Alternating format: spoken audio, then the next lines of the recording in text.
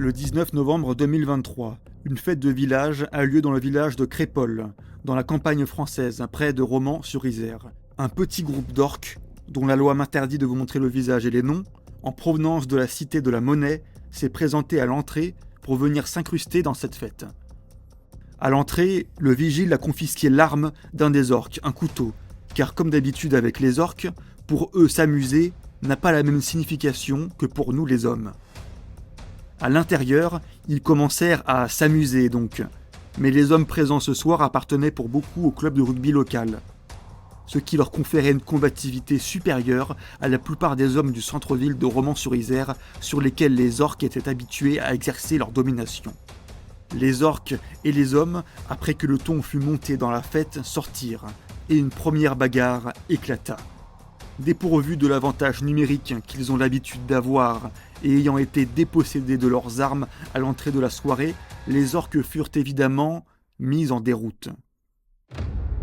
Ils rentrèrent chez eux, à la cité de la Monnaie, là où leur clan fait régner une domination cruelle.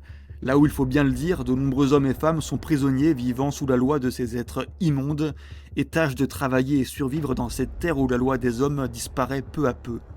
Les orques rassemblèrent leur bande de lâches à la fierté mal placée d'avoir perdu une bagarre et décidèrent de revenir plus nombreux et mieux équipés, ne pouvant accepter que des hommes aient pu résister à leurs mœurs de conquérants agressifs. Ils arrivèrent donc à la fête avec plusieurs voitures et commencèrent directement par attaquer à l'arme blanche, tranchant les mains du vigile qui juste avant leur avait confisqué des armes en guise de première vengeance. Ce que les médias appellent une rixe éclata. Les hommes, respectueux de leurs propres lois, n'ayant malheureusement pas encore pour habitude de porter des armes lors des moments de fête, durent faire face à cette bande d'orques, et ce fut un carnage. Il y a eu ce soir un vigile au doigt tranché, il y a eu 14 hommes blessés, 2 hommes blessés graves qui survécurent, et il y a eu un jeune homme, Thomas, qui mourut, frappé par un couteau au cœur, et comme le veut la coutume des orques, à la gorge. Et les gars sont arrivés de Romans à je ne sais pas combien, ils ont encerclé la salle des fêtes. Et puis après c'est parti, et en 2 minutes tout s'est passé, des coups de couteau de partout. J'ai perdu un de mes meilleurs amis, c'est inadmissible, c'est honteux. Il n'y a aucun mot pour décrire ça. Ça revenait à toute sa vie, toute ma vie dans mon cœur. J'ai 18 ans, je vais avoir mon collègue qui est mort à 16 ans. Après le massacre, la bande d'orques partit de la fête, et des témoins assurent qu'ils les entendirent tirer des coups de feu dans les airs en conduisant leur voiture, comme pour signifier l'exaltation guerrière de leur victoire et montrer à leurs ennemis qu'ils sont capables de faire bien plus de dégâts. Il y a une voiture qui est arrivée juste devant la fromagerie du village et ils ont sorti un revolver et ils ont tiré en l'air. C'est des choses qu'on n'a pas dites, mais ça devait être certainement pour impressionner et dire voilà, on a fini le spectacle. L'émotion a saisi le pays très rapidement et il y a eu 3 réactions. Une partie des orques tentèrent de fuir. Certains de leurs maudits géniteurs tentèrent de quitter le pays des hommes pour retourner dans leur terre maudite afin de surtout ne pas assumer les conséquences de leur mode de vie. Selon toute vraisemblabilité, une partie cherchait peut-être à rejoindre le Maghreb. C'est étonnant, l'Espagne, puis le Maghreb. C'est étonnant. Moi, je vous aurais pas dit qu'il avait l'intention d'aller en Islande. Ça me paraissait évident que ce garçon n'avait pas l'intention d'aller se réfugier en Islande. C'est tout ce que je dis, Pourquoi comme vous diriez. Pourquoi évident? Mais enfin, je vois pas pourquoi vous demandez Non, des mais explications. dites, mais au contraire, Vous si êtes en vous train de dites qu'on déplacer dit le les choses trou. clairement. Les traîtres parmi les hommes, eux ont déjà commencé à prendre parti pour les orques, chuchotant à l'oreille des hommes via les médias que les orques voulaient juste s'amuser quand les cruels hommes décidèrent de les attaquer, n'ayant d'autre choix que de revenir plus nombreux et armés pour se venger, et que les orques ne visent pas plus les hommes qu'ils ne visent les autres orques, et qu'en conséquence, les hommes ne doivent pas montrer du doigt les orques. Ah non, c'est pas nouveau du tout. Alors moi, j'ai été très frappé, gentiment vous le répétiez, par la ressemblance entre ce fait divers et Roméo et Juliette. C'est-à-dire que c'est une rixe avec 2 familles. Roméo et Juliette, des Montaigu et des Capulet. Des Montaigu et des Capulet, on est dans Shakespeare. Et la 3e réaction vint des plus fous et impulsifs des hommes qui décidèrent de tenter de se venger. Mais ils ne tentèrent pas de se venger comme des orques, Ils ne se rendirent pas dans la cité de la monnaie armés d'armes blanches ou d'armes à feu comme l'avaient fait leurs ennemis. Ils vinrent avec des banderoles, avec des torches et des bâtons de bois ou de métal, avec surtout beaucoup de folie.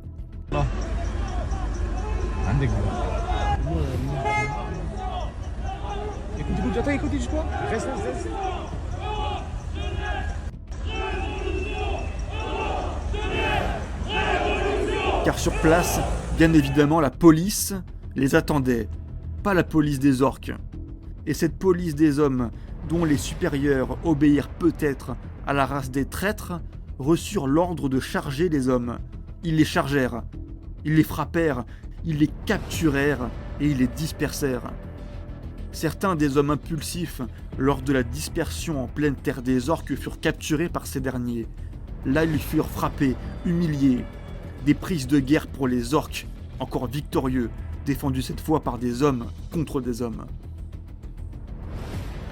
Heureusement, dans la cité de la monnaie, certains hommes vivent encore et intervinrent en sauvant des vies, empêchant d'autres victimes et négociant courageusement face aux orques.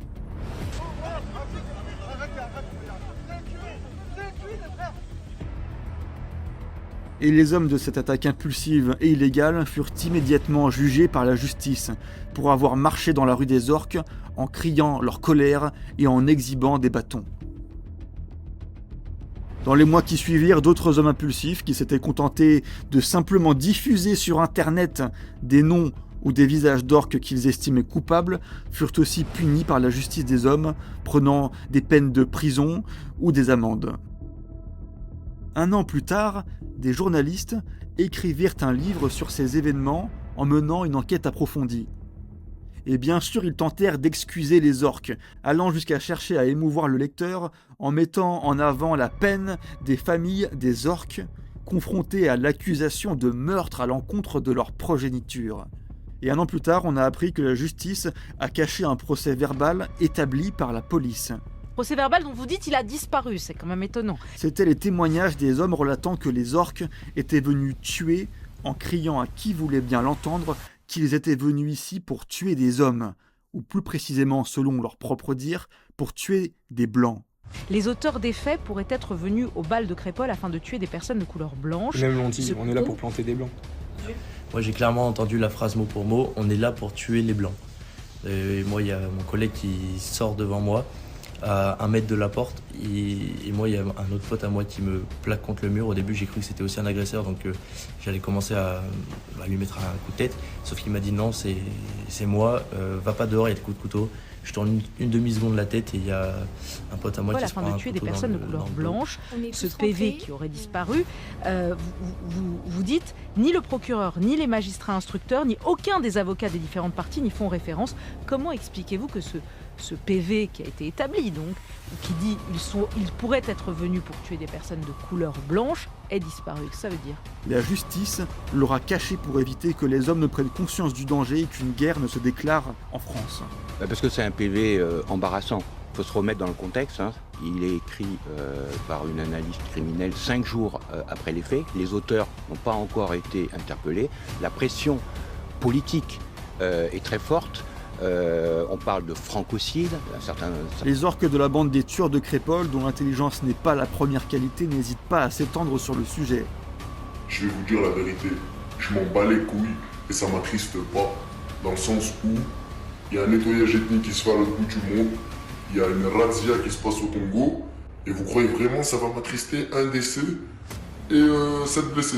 Mais vous êtes des malades vous quoi, vous êtes des tardés. Invoquant à l'occasion leur dieu, et disant par exemple, dans la langue du Mordor, mot pour mot, ouvrez les guillemets, Wallah, c'est parti en couille, sa mère la pute. Par Allah, les Français, ils ont voulu nous bouler. On était 15 larbis. Ils ont essayé de nous faire. On leur a niqué leur mère à la fin. C'est parti en meurtre. Sa mère, la pute. Starfullah, Warbi, Wallah. Là maintenant, je me retrouve à faire de grandes fugues. Rechercher Starfullah. Le journaliste que les hommes payent probablement par l'impôt et qui rapportera ces faits essaiera évidemment de nous convaincre que dans la langue du Mordor, meurtre ne veut pas dire meurtre, et que pour des orques, venir à une soirée avec des couteaux n'indique pas forcément une intention de nuire, car c'est dans leur mode de vie. D'un côté comme de l'autre, il y a eu pas mal d'alcool, des provocations, un climat typique de bal. Hélas, des jeunes de la Monnaie avaient des couteaux sur eux, mais attention, ils n'avaient pas de couteaux parce qu'ils allaient au bal. Ils avaient des couteaux parce qu'ils en ont toujours sur eux et ils sont allés au bal, c'est très différent. Ah ouais, c'est très différent. Mais ils trouvent toutes les excuses, c'est-à-dire qu'ils sont en train de dire les mecs ont tout le temps des couteaux sur eux, donc c'est moins grave que s'ils avaient pris des couteaux juste ce soir-là. D'après le livre Enquête sur Crépol toujours, selon divers témoignages, certains des habitants de la cité savent qui était présent lors du massacre. Et certains des orques présents qui n'auraient pas donné les coups mortels sauraient aussi qui les a donnés, mais refusent de parler par peur d'être une poucave. Mais voilà, ça reste des petits chez moi, ça reste mes voisins, ça reste mes potes. Et déjà, avant que je parle, je reçois des messages comme quoi, soi-disant, c'est moi je les ai envoyés, soi-disant, c'est moi je me suis mêlé. Je vais vous dire la vérité, je m'en bats les couilles et ça m'attriste pas. À l'heure où je vous parle, cette affaire est loin d'être finie. Les journalistes, les traîtres envers les hommes et les orques n'ont pas encore été jugés. Mais je n'ai aucun doute sur le fait qu'ils finiront tous par devoir répondre devant la justice des hommes lorsque celle-ci reviendra. L'histoire n'est pas finie et s'écrit continuellement. Faites attention donc à vos commentaires et n'enfreignez pas la loi, car eux ne nous rateront pas. Si vous pensez que l'histoire des hommes doit continuer de s'écrire, merci de la partager à tous vos amis. La France a mené de nombreux combats et les a tous gagnés. Alors n'oublions pas, respectons la loi et gardons en tête que nous sommes des hommes, pas des orques, et que nos ancêtres nous regardent, impatients de savoir comment nous écrirons l'histoire. You did well.